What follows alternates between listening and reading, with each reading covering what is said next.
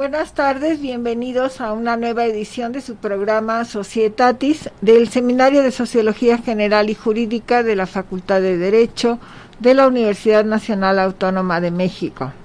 Nuestro reconocimiento al doctor Raúl Contreras Bustamante, director de nuestra facultad, al doctor Ricardo Rojas Arévalo, secretario general, y al doctor Israel Sandoval Jiménez, secretario técnico de los cuerpos colegiados, a Eduardo del canal Yus Multimedia del seminario, a Carlos Velasquillo, Valerie, la maestra Amparo Apolinar, todos ellos nuestra gratitud por permitirnos este espacio para poder estar en comunicación con ustedes y difundir temas de aspectos sociales. En esta ocasión estamos muy contentos y agradecemos mucho al doctor Manuel Granados Covarrubias que nos acompaña en esta ocasión con un tema por demás interesante que es el de educación indígena, de los temas de su especialidad. Y que antes de iniciar nuestra conversación, cedo el uso de la voz a Carlos para su síntesis curricular. Por favor, Carlos. Claro que sí, doctora, muchas gracias. El doctor Manuel Granados Covarrubias es licenciado en Derecho por la Universidad Nacional Autónoma de México, cuenta con una especialidad en Derecho Constitucional y Administrativo por la UNAM. Asimismo, es maestro en Dirección y Gestión Pública Local por la Universidad Carlos III de Madrid y maestro en Derecho por la UNAM.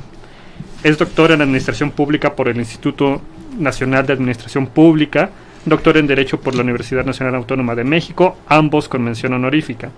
Catedrático de la Facultad de Derecho de la UNAM por oposición, ostentando las cátedras especiales Manuel Ovilla Mandujano y Rigoberta Menchú Tum, otorgadas por el Consejo Técnico de la Facultad de Derecho de la UNAM. A la fecha, con 17 años de docencia y también es catedrático de la Barra Nacional de Abogados. En la administración pública se ha desempeñado como asesor jurídico del subsecretario de Política Sectorial, secretario técnico del Consejo Consultivo del Sector Agrario, director general jurídico adjunto en la entonces Secretaría de la Reforma Agraria, hoy de Desarrollo Agrario, Territorial y Urbano, así como coordinador de asesores del Procurador General de Justicia del Distrito Federal. Fue electo diputado a la Asamblea Legislativa del Distrito Federal, desempeñándose como presidente de la Comisión de Gobierno de la Sexta Legislatura y coordinador del grupo parlamentario del PRD. Pertenece a la Unión Iberoamericana de Municipalistas, a la Asociación Mexicana de Abogados, al Consejo Nacional de la Abogacía y a la Barra Mexicana de Abogados, Colegio de Abogados. Es autor de la obra La Administración Pública Parlamentaria versus la Administración Pública, editada por el INAP. Es consejero jurídico y de servicios legales de la Ciudad de México, secretario técnico del grupo redactor de la primera Constitución de la Ciudad de México de diciembre de 2017 a noviembre de 2018, en el que se desempeñó como presidente nacional del PRI. En agosto de 2019 fue designado por la doctora Rigoberta Menchú Tum, Premio Nobel de la Paz, como consejero de la Asociación Menchú Tum hacia una cultura de la paz. Actualmente es consejero técnico de la Facultad de Derecho de la UNAM. Bienvenido, doctor Granados. Oye, querido Carlos, yo voy a hacer una observación porque yo creo que no leíste muy bien ahí. Fue presidente nacional del PRD, no del PRI. Bueno. Te cambia. Mi querido Manuel, estamos muy contentos, yo en lo particular, que nos acompañes hoy. Y para entrar en nuestro tema inicial, pues vamos a precisar el concepto, ¿no?, de educación indígena. ¿Qué vamos a entender por educación indígena? Que son de esos conceptos que cuesta trabajo.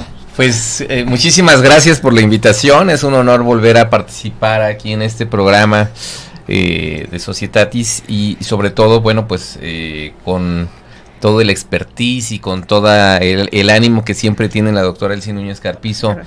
De llevar a cabo este tipo de programas y tocar temas que no son tan sencillos en relación pues a lo que hoy en nuestro país pues también se vive.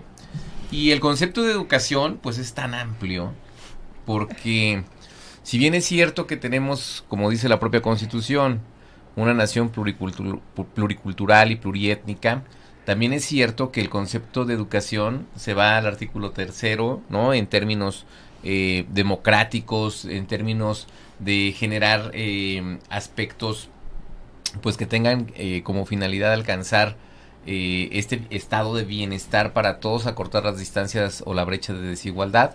Sin embargo, cuando entramos al tema específicamente de la educación indígena, pues advertimos una serie de problemáticas que conlleva, primero, que tenemos 68 lenguas indígenas en el país; segundo, que tenemos una gran movilidad social, es decir, que este esquema de la migración interna antes era como lo veíamos, un abandono de los hombres por ir en búsqueda de mejores condiciones de vida.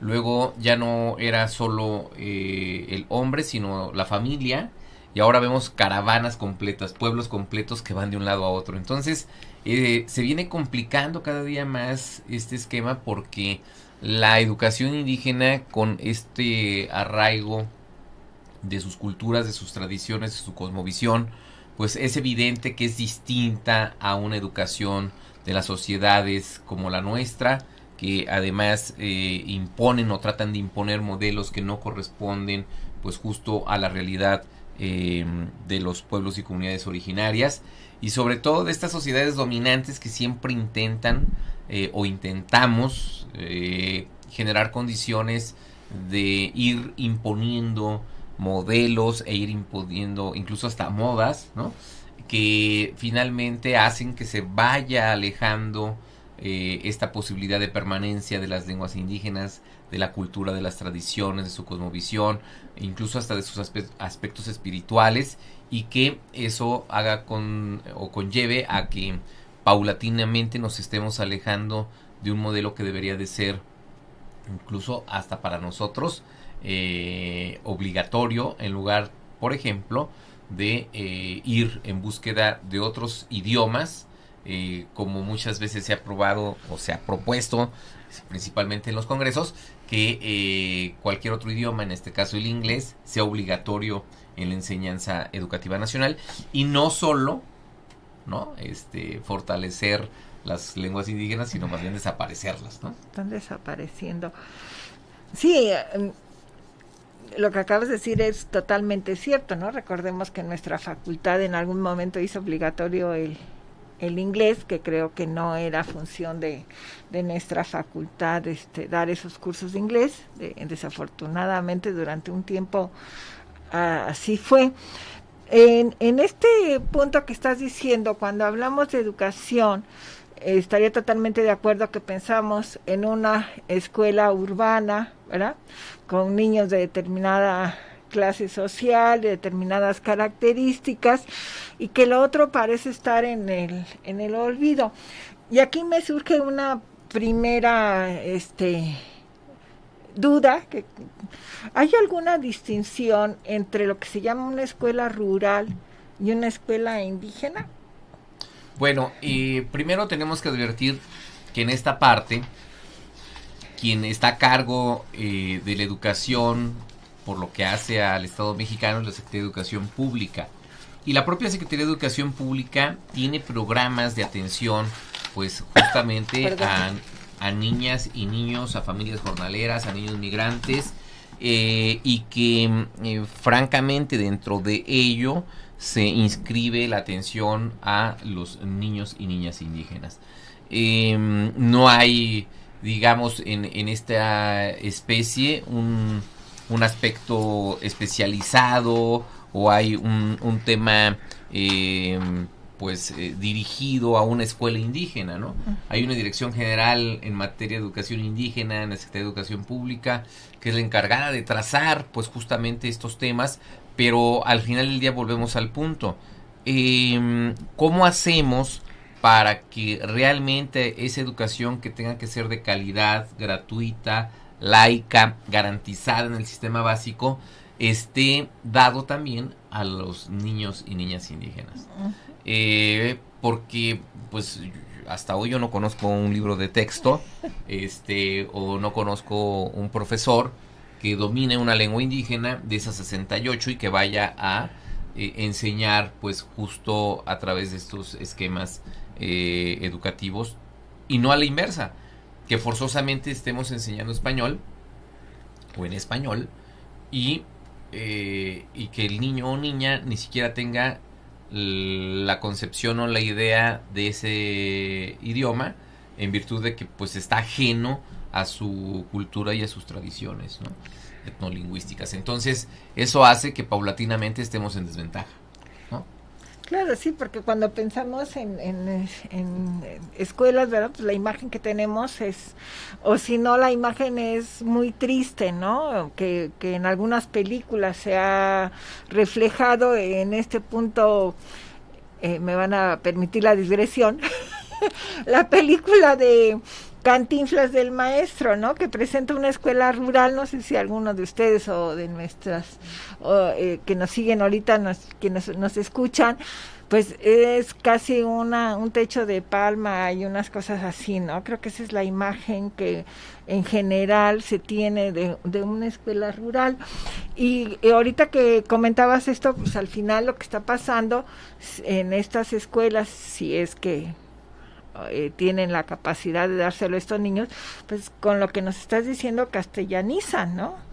Y creo que eso sería un problema al final. Y es un tema inacabado, porque al final también esas escuelas rurales, varias dependencias intervienen en esta transversalización para llevar o aportar servicios educativos. Este programa de educación básica para niños y niñas jornaleras agrícolas migrantes, por ejemplo, ¿cómo hacemos para garantizar la educación de un niño que es migrante? Entonces viene de una entidad federativa, pasa a otra, ¿cómo hacemos para que realmente reciba una instrucción? Pues yo francamente lo veo imposible, ¿no? Porque si de suyo ni siquiera se les enseña en su lengua, imagínense ustedes ahora que pasa de un lugar a otro, pues menos, ¿no? Es decir, que no conocen el idioma español, que los papás vienen en estas caravanas o porque han decidido buscar suerte o emprender en otra entidad federativa, se vuelven migrantes, y esos niños migrantes pues están prácticamente condenados a no tener una educación, ¿no? Y sobre todo también algo que dice la Constitución, ¿cómo garantizamos el derecho a la identidad? Porque por otro lado, pues lo sacan del entorno, del hábitat, lo sacan de este espacio de cosmovisión, y no tienen un acta de nacimiento.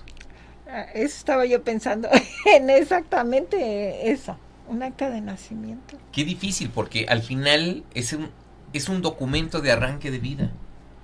Es decir, es una obligación universal el que todas y todos tengamos una identidad. Y que no tengamos un acta de nacimiento para ellos o para cualquier persona implica arrancar de manera dispareja. Es decir, no tienen acceso a la educación, a servicios, no tienen identidad, y por tanto al no tener identidad no pueden ser beneficiarios de algún programa social, o están condenados obviamente a un aspecto de adversidad frente al mundo.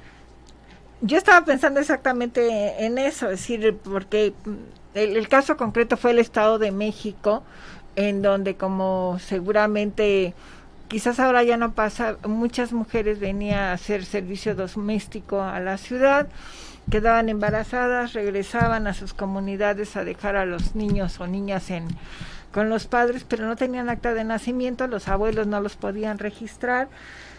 Posteriormente vino una disposición en el sentido de la gratuidad de la primera acta de nacimiento, pero aún así creo que hay un déficit importante en la posibilidad de estas actas de nacimiento, y sobre todo los niños migrantes, que también seguramente ustedes recuerdan hace unos años que hubo una gran ¿cómo se llama?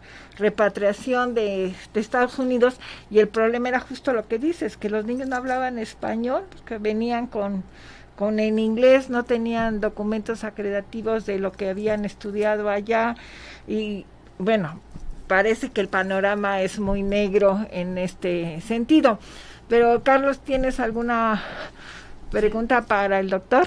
Sí, claro que sí, justo en este sentido de más o menos el panorama visto con algunas generalidades, como menciona la doctora Elsie, las imposibilidades muchas veces de acceder a las instituciones, lo que me corrobora usted con el hecho de que pues sí, ¿Cómo hacemos para que un migrante, por ejemplo, tenga una educación como la que estipula nuestra Constitución? En ese sentido, mucho se ha discutido en el aspecto teórico. Por ejemplo, pues uno de los paradigmas que más, digamos, se utiliza es aquellos que vienen pues de autores como Günther Dietz y demás sobre la interculturalidad. Esto porque resuena mucho en el campo de la educación, tanto en Sudamérica como en México, resuena mucho. Entonces, pues también recordando otra teórica, Silvia Rivera Cusicanqui, dice, bueno, parece ser que la interculturalidad es una palabra mágica, ¿no? Una palabra mágica que parece ser una solución a los problemas, ¿no? A la cual acompaña otra palabra mágica que es la idea de la nación, que es justamente a lo que nos enfrentamos cuando hablamos de migrantes, cuando hablamos de pueblos indígenas. Entonces, en su experiencia, el Estado mexicano ¿ha tomado algún tipo de paradigma intercultural, multicultural, o prácticamente digamos que en materia de educación el Estado mexicano ha sido omiso a decir, bueno, vamos a tener posturas arraigadas a las políticas públicas en este sentido en la educación? Bueno, yo me encontré con una novedad reciente porque la Ley General de Educación establecía 4 o 5 artículos que se referían a la educación indígena y fueron declarados inconstitucionales por la Corte, seguramente porque no hicieron la consulta correspondiente. Entonces, a ver, para empezar, ninguna ley del Estado mexicano habla más allá de 1 o 2 artículos sobre temas indígenas. La de educación, esta que decía, bueno, pues por lo menos ya hay un capítulo de 4 artículos, aunque sea de educación indígena, pues fueron declarados inconstitucionales. Entonces, pues ahí estamos parados. O sea, esa es la respuesta que da el Estado mexicano a un tema tan complejo, pero tan necesario, y que efectivamente, o sea, ¿cómo podemos nosotros identificar estos conceptos de interculturalidad? ¿Cómo podemos generar, cuando ni siquiera, por ejemplo, el maya de Yucatán, ¿no?, es igual al maya de Campeche o al maya de Guatemala, es decir, no tenemos ni siquiera una homologación en el lenguaje, y que eso hace que se dificulten más las cosas, o sea, para los pueblos indígenas. Entonces, los esfuerzos creo que han sido pocos los que se han hecho para poder generar estos aspectos. Pero ¿de qué sí se habla? Pues de que las empresas multinacionales o los extranjeros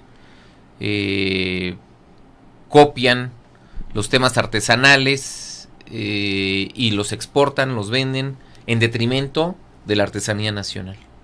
Incluso hay una propuesta porque a las artesanías nacionales hechas por los pueblos y comunidades originarias o indígenas se les llame bellas artes, porque realmente son eso, son bellas artes. O sea, al final del día, claro, los huipiles, lo que sea, tiene un sentido totalmente distinto a las sociedades dominantes en la producción, en el diseño, en la imaginación, en el colorido, en todo. Ya no me voy más allá a los temas médicos o medicinales.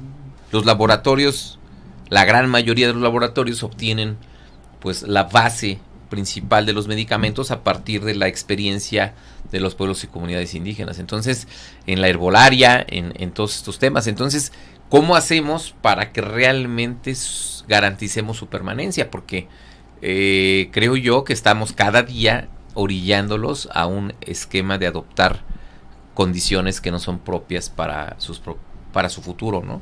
Claro, y yo creo que aquí no sé si decir problema, es un poco la discriminación, ¿no? Porque debemos de pensar que precisamente esa artesanía es individual, ¿no?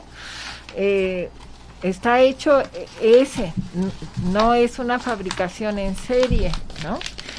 Y hablo de la ropa, sobre todo pues, en el área de Campeche, y esa que es la que conozco y me toca.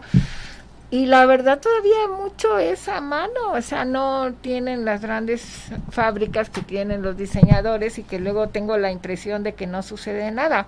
Pero en este sentido también, cuando alguien va a adquirir un bien de estos, pues desde mi perspectiva tiene la mala costumbre de regatear, ¿no? Si cuando es algo totalmente única, o sea, la pieza que estás comprando es única porque está hecha especialmente por una persona y no es una fabricación en serie. Y viene el extranjero y eso sí lo evalúa, porque en sus países pues ya todo es en máquina, ¿no? Entonces creo que aquí también habría un poco de educarnos a valorar eso, que no la propia artesanía, la misma cuestión distintiva de un país, creo que también nosotros en general, no las personas lo devalúan y esto pues, va en cascada a afectar a estas comunidades, ¿no? Además, pues este es otro aspecto de la educación, porque nosotros nada más nos estamos refiriendo de manera genérica a aquella que imparta el Estado, que es obligatoria, que es la básica, preprimaria, kinder, primaria, secundaria y el bachillerato. Sin embargo, ¿qué pasa con todo esto? La educación, obviamente, de que es de hereditaria o pasa de mano en mano, o de padres, abuelos a hijos, en relación a las artesanías, en relación a la utilización herbolaria, todo lo que tiene que ver incluso hasta con la siembra, hasta para efecto de tener claridad de lo que va a ocurrir en el universo mirando el cielo, ¿no? Es decir, todos estos aspectos que finalmente los dejamos de lado. Ahora, por ejemplo, el día de hoy, 21 de marzo, ¿no? Las sociedades dominantes generalmente estos días lo usan o lo utilizamos para ir a las pirámides y a cargar energía y no sé qué tanto, y la concepción de los pueblos originarios es totalmente distinta. O sea, me están destruyendo mi espacio, me están destruyendo mi hábitat, ¿no? Están pisoteando esta parte espiritual, ¿no? Uh-huh. Y esto no entendemos, nosotros no lo entendemos como ir de fiesta, vamos al pueblito mágico, vamos a las pirámides, ¿no? Pero no se ve esta otra parte. Entonces, cuando tú me dices, bueno, pues la pluriculturalidad, pues ¿cuál? Porque cuando a mí me hubieran educado en un tema de decir, oye, México no solo eres tú, hay muchas más personas con una visión distinta, con lenguajes distintos. Hoy vemos a una persona de origen indígena y corremos a tomarnos una foto. Y ellos dicen, no, porque me robas mi espiritualidad. Sí. Y como si fueran un tema distinto, ¿no? Personas distintas, no sé. Francamente creo que nos hemos hasta deshumanizado. Hemos descontextualizado la importancia de estos pueblos. Pues vamos a una breve pausa y regresamos de inmediato. Estamos con ustedes, estamos hoy conversando con el doctor Manuel Granados Covarrubias, un tema muy interesante, fundamental quizás dentro de nuestra sociedad, pero al mismo tiempo marginado, que es la educación indígena. Y continuamos, Carlos tiene una inquietud. Claro que sí, doctora, muchas gracias.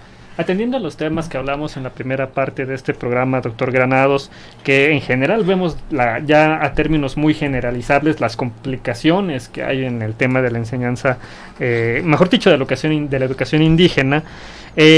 Una pregunta relativa a justamente esta imposibilidad de muchas veces conocer las lenguas para evitar que la educación sea monolingüe, pensando en el español como lengua dominante, como usted bien lo ha inferido.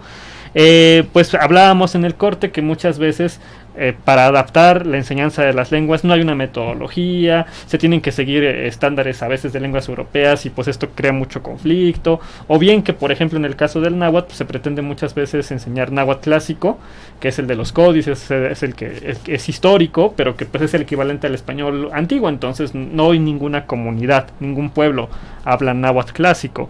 En ese sentido, y tomando en consideración la cantidad de variantes que tenemos en el territorio nacional, que se cuentan, si estoy mal en la cifra, usted me corrige, 364, pues, por ejemplo, ¿cómo responde el Estado mexicano ante estos derechos que están estipulados en nuestra Constitución? Y yo agrandaría una pregunta más allá, ¿cuáles serían las bases o los puntos en los que usted diría que el Estado mexicano debería actuar para intentar mejorar esta situación? Primero, pues tenemos un Instituto Nacional Indigenista, digamos que cada día tiene menos presupuesto, entonces pues es evidente que no alcanza para absolutamente nada. Aun cuando la función educativa le corresponde a la Secretaría de Educación Pública. Allí hay un Consejo Nacional de Fomento Educativo, CONAFE, que está dirigido a las zonas de alta y muy alta marginación. Evidentemente, pues las zonas indígenas están inmersas en esta problemática social o de desarrollo,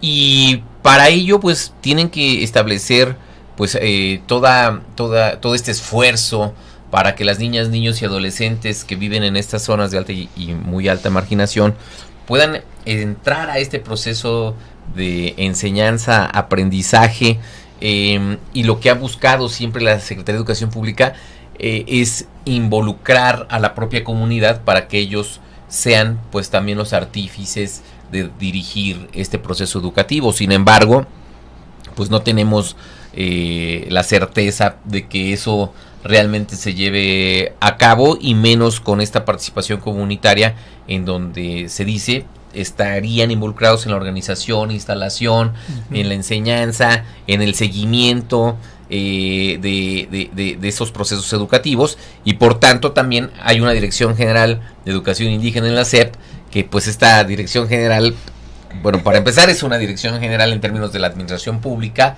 Si bien un director general es un mando, pues estaría en el tercer o cuarto nivel de mando, ¿no? En importancia, incluido el secretario. Y entonces esta dirección general pues es la especializada en impulsar acciones para este acceso equitativo, generalizado, de educación de calidad para los pueblos indígenas, lograr una escuela inclusiva, igualitaria, democrática. No, bueno, pues le podemos poner muchos adjetivos, pero nada más con que enseñen, ¿no? O sea, ya diríamos, quitémosle todos los adjetivos, nada más con que enseñen.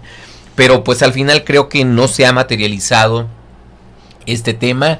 Creo yo también que dentro de los esfuerzos que debe tener el Estado mexicano es tener una amplia gama de enseñanza en la lengua indígena. Yo creo que la UNAM, comentábamos hace un momento, está haciendo un esfuerzo por impartir náhuatl en lo que era el CELE, ahora ENAL. Y bueno, ojalá que este modelo, sea cual sea, pues vaya mejorando, que por lo menos nosotros podamos tener acceso a aprender alguna lengua indígena, que incluso comentaba en alguna otra ocasión que por primera ocasión ya es obligatoria la materia de derecho indígena en la facultad, lo que implica que habrá ya en los próximos años operadores jurídicos en materia indígena. Pero ¿qué va a pasar? Volvemos al punto. Cuando entramos a la parte judicial, a la parte de la práctica profesional, pues no hay ni jueces que conozcan lenguas indígenas, no hay peritos traductores suficientes que conozcan una lengua, y qué peligroso, porque quien esté involucrado en un asunto y que no le digan de que lo están acusando, por ejemplo, en su lengua, pues nunca se va a enterar. Entonces hay una violación flagrante al debido proceso. Entonces trae aparejado una serie de problemas. O sea, el tema educativo a partir de la lengua, del conocimiento, es un problema que va a acarrear hacia adelante más problemas a las comunidades. Ahora, por otro lado, pues también hay una Coordinación General de Educación Intercultural Bilingüe, y que tiene como objetivo impulsar, coordinar y evaluar el respeto a la diversidad cultural y lingüística para elaborar políticas y propuestas educativas en todos los niveles, modalidades, etcétera. Pero insisto, o sea, ¿de qué sirve tener en la política pública diseñado un marco normativo de alguna dependencia que esté obligada a cumplir con tales objetivos si en la práctica no tenemos resultados eficaces? No, y ahorita en esto que estamos conversando, que habíamos dicho, ¿no? Se piensa en la educación, en la discusión urbana. Creo que si pensamos, y de alguna manera lo comentaste, en una educación en estas comunidades, pues tendremos que referirnos quizás a la crianza de animales o a prácticas agrícolas que son de su contexto, ¿no? Y que esto sería, yo creo, un aspecto que no se piensa dentro de la educación o industrias rurales, no sé, en este sentido creo que sería una parte importante para la formación. Claro, si nos referimos al problema de la lengua, pues ya con eso es bastante, ¿no? Pero no tenemos los maestros o no hay los maestros, ¿no? Si no, es un círculo vicioso, ¿no? O sea, no tenemos maestros que hablen estas lenguas, pues ¿cómo van a poder entablar relación con la comunidad, que a lo mejor piensa en comunidades pequeñas, donde quizás no hablan español, ¿no? Entonces, no, como tú decías, hay un obstáculo total, no hay forma de comunicarse con ellos, ¿no? Y es totalmente diferente, hablando de esta interculturalidad, por ejemplo, un pueblo originario del estado de Sonora, la tribu Yaqui, ¿no? Con los mayas del sureste del país, es decir, y Oaxaca, bueno, ya ni digamos, entonces... ¿Cómo hacemos para empatar todas esas culturas? ¿Cómo hacemos para que ahora estos derechos internos o los famosos usos y costumbres en materia educativa puedan tener garantizado por parte del Estado mexicano un proceso de éxito? Porque al final, insisto, no hay forma de que podamos nosotros darles este tipo de desarrollo por todo el impedimento que en la administración existe, ¿no? O sea, hasta para autorizar un lápiz, pues tiene que pasar por una licitación. Bueno, esperamos. Bueno, a veces. Esperamos. No, pero efectivamente, ¿no? Es decir, sí está muy abandonado y la verdad queda uno casi con depresión, ¿no? Porque para algunos efectos de fiestas o de eso, pues sí, todo muy contento con los pueblos originarios, los pueblos mágicos y eso, pero ¿cuál es la realidad de esas comunidades? Y de eso que, pues de repente vemos ahí de que alguno se tituló, pues sí, pero es uno en 1 millón o 2 millones, ¿no? Que decíamos, no valoramos lo que esto representa para país o como nación. En este sentido, cuando nos referimos a estas comunidades, las vemos como algo pintoresco, ¿no? O sea, ahí nos presentamos al exterior con ellos, pero hacia el interior no se está haciendo algo que realmente veamos que hay beneficios, ¿no? ¿Tienes alguna pregunta, Carlos? Sí, doctora, nos llegaron algunas preguntas de nuestro auditorio. Primero pasamos la que llegó antes, digamos, primero en Derecho. Y hablando un poco ya, digamos, de la otra cara de la moneda. Porque pues nos pregunta Anaís, repito, ya viéndolo como desde otra perspectiva, sobre la educación jurídica, específicamente jurídica, hablando de nuestro ámbito, ahora más bien relacionada a nosotros, ¿no? Los que somos los que somos parte de las instituciones jurídicas que más tienen relevancia a nivel nacional. Ella nos pregunta, Anaís, ¿qué propuesta jurídica se podría tener dentro de la universidad para poder dar oportunidad a que ciertos estudiantes, ya sea nativos o extranjeros incluso, pudieran tener estas posibilidades de apertura a los idiomas, ¿no? Bueno, primero yo creo que el Estado mexicano sí debe garantizar el acceso, ¿no?, educativo, como lo establece la Constitución, que sea universal. La propuesta, por ejemplo, del doctor Contreras ahora en la pandemia, que ha hecho que por 4º año consecutivo esté considerada como la mejor institución educativa de habla hispana, de aperturar el acceso a partir de las tecnologías, de las herramientas que nos permiten tener comunicación inmediata, pues es una forma de abrir la matrícula estudiantil para no aglomerar los espacios físicos de las instituciones. Y aquí el problema, ¿cómo hacemos acercar la tecnología a los pueblos y comunidades indígenas cuando de suyo muchos de ellos ni siquiera aceptan el cambio cultural con la utilización de herramientas tecnológicas? Entonces son procesos difíciles. Ahora, sí, yo creo que por lo que hace a las instituciones de educación superior como la nuestra, debe haber esta apertura para efecto de ir generando mayor facilidad de acceso al conocimiento de lenguas indígenas. Las materias, por ejemplo, que hoy se imparten en la universidad, esta de Derecho Indígena específicamente, está orientada a conocer, por ejemplo, el marco normativo que muchas veces nosotros desconocemos que existe. Por ejemplo, el convenio 169 de la OIT, que es mucho más amplio en el reconocimiento de derechos que la propia Constitución en su artículo 2. Entonces, creo yo que sí debe de haber una revisión para efecto de que se generen estos aspectos para respetar la identidad cultural de los pueblos, para generar un desarrollo más competitivo, sin sacarlos de su entorno, porque al final del día también, ¿de qué sirve tener una educación si el propósito es sacarlos del entorno o del hábitat en donde quizá ellos no quieren salir, pero por las circunstancias hoy que vemos tan graves, incluso hasta del crimen organizado, pues tienen que abandonar pueblos enteros? Entonces yo creo que a partir de ahí debe haber mayor solidaridad, debe haber mayores condiciones, tanto docentes como del diseño de planes y programas, que nos permita quizá llegar a un aspecto más amplio de atención, a un sector más amplio de atención, y no solo a 10 o a 15 personas. Y yo creo que también en ello va estos criterios de respeto, digamos, de calidad educativa intercultural, que podamos amalgamar estos aspectos que puedan tener un mejor resultado en los objetivos, obviamente con equidad, con eficacia, con igualdad, obviamente, y sobre todo con respeto a su identidad. Ahora que menciona... perdón. No, está bien.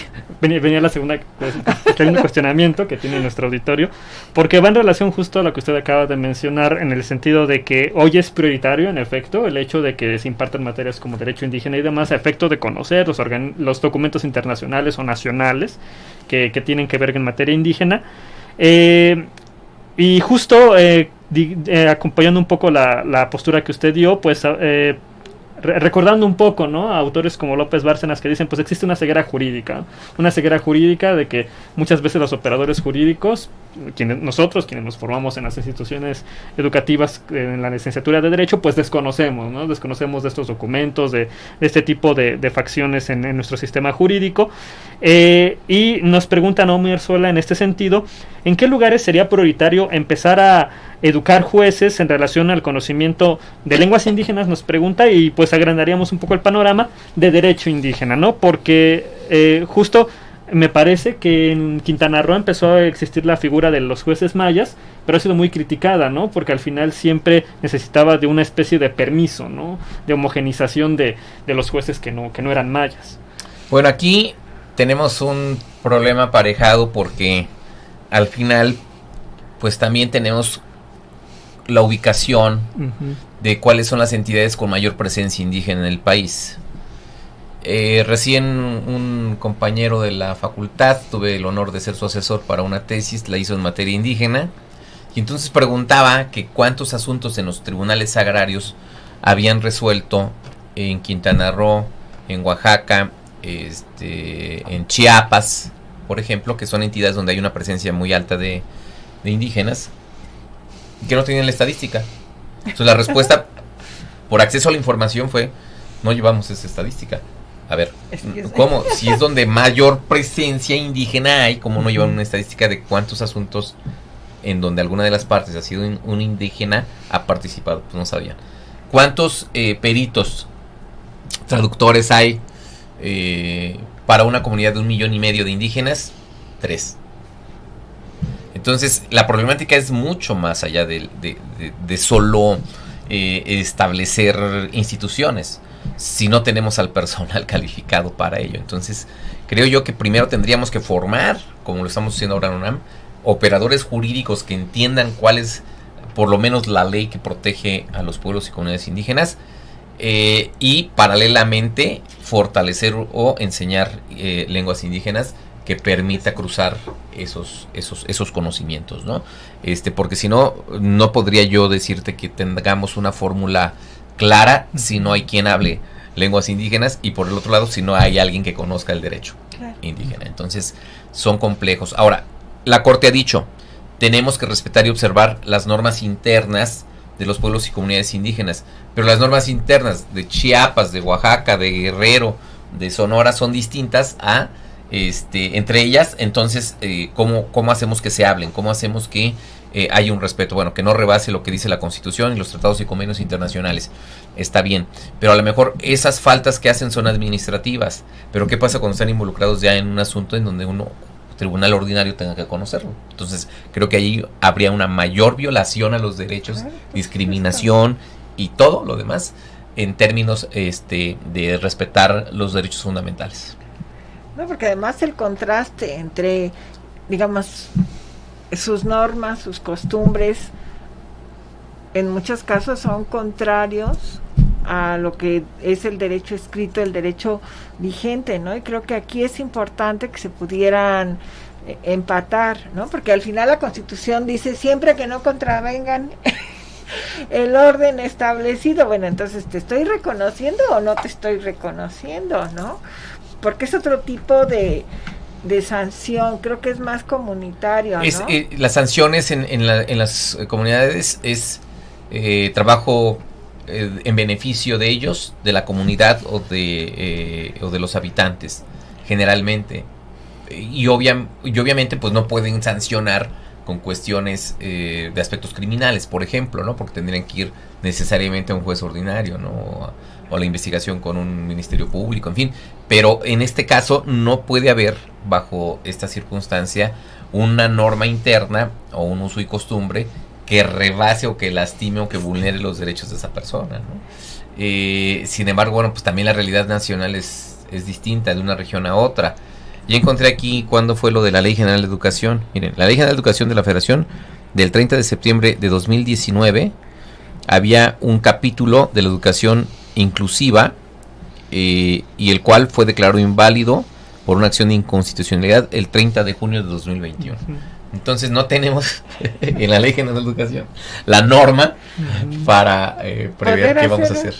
No, o sea, es que... Entonces, me preguntabas, ¿qué tenemos que hacer con los operadores jurídicos? Pues empezar por la ley. Empezar por la ley, o sea, sí, yo creo que el avance en la facultad es importante, ¿no? O sea, a ver, tomemos en cuenta, hay un foco rojo, aquí hay una deficiencia en formación, pues vamos a empezar, entonces yo creo que este punto es muy importante, que además creo que es... abre camino a la Facultad de Derecho para otras instituciones que se ocupan de la formación de los chicos. Pero si al final nosotros no hay la posibilidad de hacer esto mayor, ¿no? Porque estamos hablando de la educación, pero como bien dices, esto tiene repercusiones muy importantes. Y si la Constitución al final dice, bueno, siempre que no me contravengas, yo te hago caso, ¿no? Si no, no te hago caso.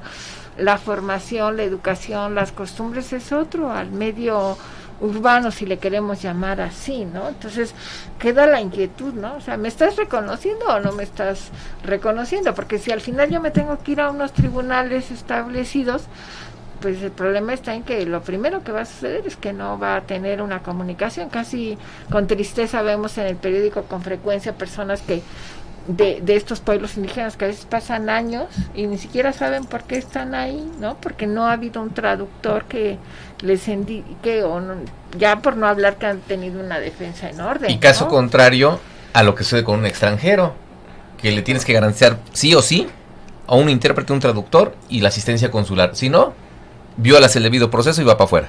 Claro. ¿Y el indígena? ¿Y el indígena que no nacional, tiene traductor, ni intérprete, ni un abogado victimal, dependiendo de dónde se encuentre, en qué parte del tema se encuentre legal, pues está condenado? Claro, sí. Cuando se le han violentado todos sus derechos al debido proceso.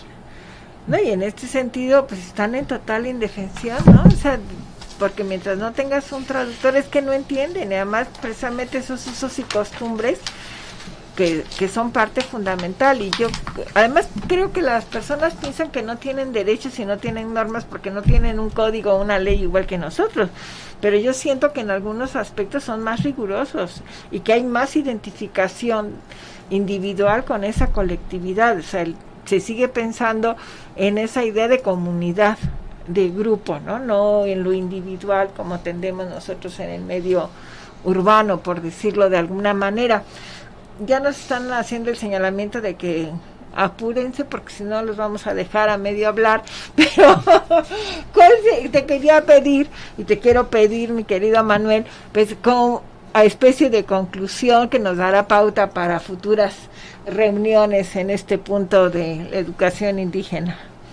Bueno, primero decir que es un faltante grave del Estado mexicano, hacia este sector que está considerado parte de nuestra nación, y sobre todo que en el caso de las lenguas indígenas son parte también, como lo dice la propia ley, de las lenguas nacionales. Bueno, pues hemos hecho ahí un señalamiento, ¿verdad?, de esta problemática que, como bien dicen, no es uno ni dos, son millones de seres humanos que están en estas condiciones.